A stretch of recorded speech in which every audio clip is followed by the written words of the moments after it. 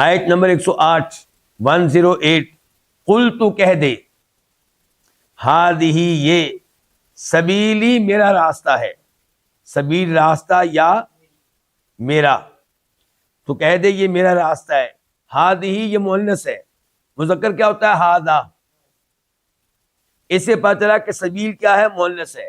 ویسے سبیل کا استعمال عربی میں بطور مذکر بھی ہوتا ہے، بطور مؤنث بھی ہوتا ہے، یہاں پہ بطور مؤنث ہوا ہے. تو کہہ دے ہادی سبیلی، یہی میرا راستہ ہے. ادعو، میں دعوت دیتا ہوں، میں بلاتا ہوں، الی اللہ، اللہ کی طرف، علی بصیرۃ، بصیرت پہ،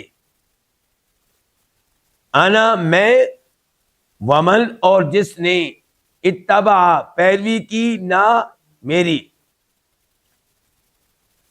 وسبحان اللہ، اور سبحان اللہ، اللہ پاک ہے. وما اور نہیں ہوں، یہ ما نافیہ، انا میں، من المشرکین شرک کرنے والوں میں سے. یہاں پہ اللہ رب العزت نے ہمارے نبی کو حکم دیا، قل، آپ کہیں، آپ ان کو بتائیں، آپ ان کو یہ پیغام دیں. کیا پیغام ہے؟ کہ ہادہ سبیلی، کہ یہی ہے میرا راستہ، میرا راستہ یہی ہے. کیا ہے وہ راستہ؟ کہ ادعو الی اللہ. یہ تفسیر ہے. میرا راستہ یہ ہے کہ میں ایک اللہ کی طرف بلاتا ہوں. میں کہتا ہوں ایک اللہ کی عبادت کی جائے، میں اللہ کے دین کی طرف بلاتا ہوں، اللہ کی توحید کی طرف بلاتا ہوں، اللہ کے ساتھ اوروں کو شریک کرنے سے منع کرتا ہوں. یہ ہے میرا راستہ. اور بلاتا ہوں کس کی طرف؟ اللہ کی طرف. داعی کا کام ہے، دعوت دینے والے انسان کا کام ہے، عالم دین کا کام ہے، لوگوں کو اپنے مسلک کی طرف نہ بلائے، لوگوں کو اپنے پیروں کی طرف نہ بلائے. کس کی طرف بلائے؟ اللہ کی طرف، اللہ کی توحید کی طرف، اللہ کے قرآن کی طرف، اللہ کے احکام اور فرامین کو ماننے کی طرف.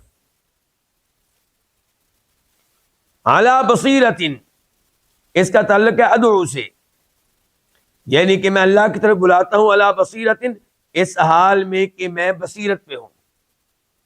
بصیرت سے کیا مراد ہے؟ یعنی کہ میں جانتا ہوں، علم رکھتا ہوں اس دین کا جس کی طرف میں دعوت دے رہا ہوں.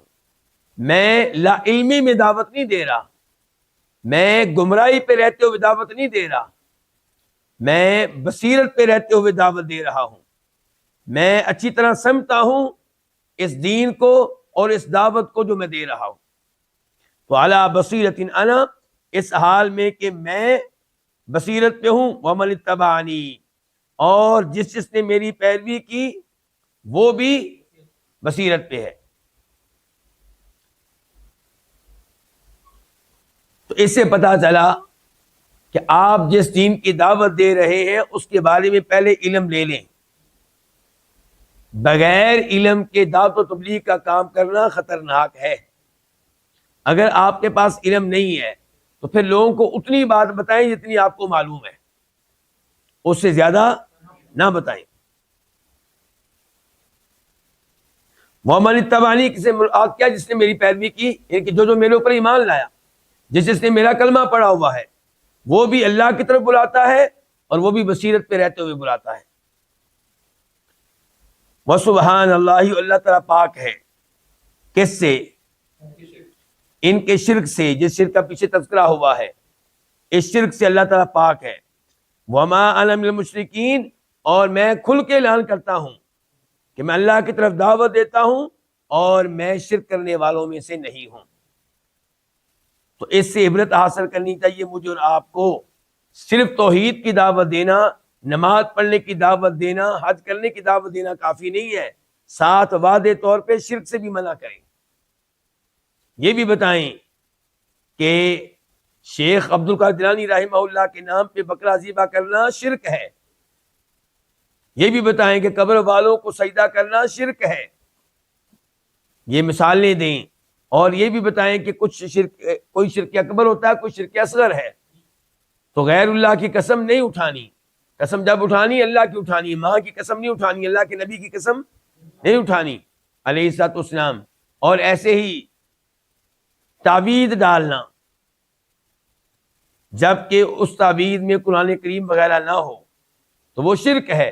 اگر اس میں قرآن کریم ہے تو پھر شرک تو ہم نہیں کہیں گے، لیکن پھر بھی غلط ہے. پھر قرآن کریم کو بھی تعویذ کے طور پہ لٹکانا کیا ہے؟ غلط ہے.